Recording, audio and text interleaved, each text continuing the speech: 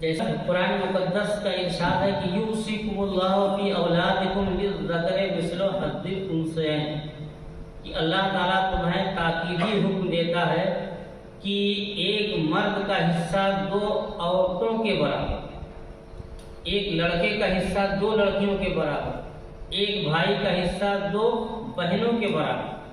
تو بھائی، بیٹے، پوتے، ان کا حصہ اپنی بہنوں سے ڈبل ہوگا۔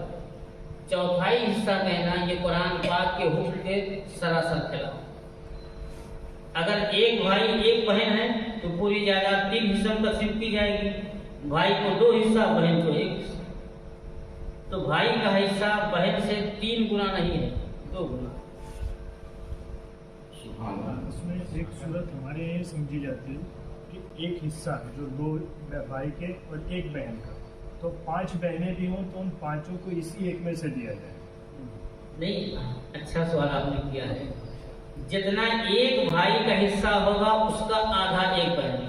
مثلا ایک بھائی ایک بہن ہے تو پوری جائیداد 3 حصے میں ہوگی، بھائی کو 2 حصہ، بہن کو 1 حصہ۔ 2 بھائی ایک بہن ہے، پوری جائیداد 5 حصوں میں تقسیم ہوگی، بھائیوں کو 2 حصہ اور بہن کو 1 حصہ۔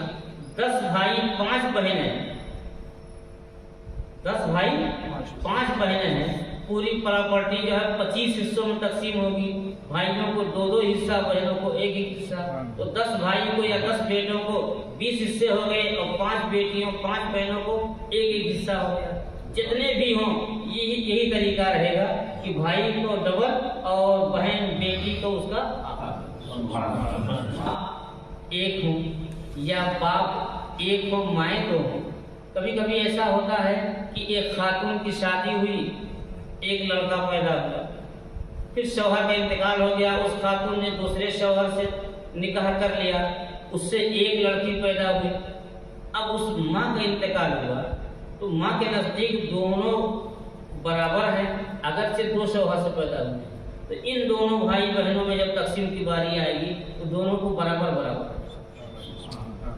تو اگر صرف ماں شریک ہیں تو وہاں بھائی بہن تو برابر برابر، لیکن حقیقی بھائی بہن ہیں، یا باپ ایک ہیں مائیں 2 ہیں، یا بیٹی اور بیٹے ہیں، یا پوتی پوتے ہیں، تو ان میں مرد کو 2 اور لڑکیوں کو آدھا۔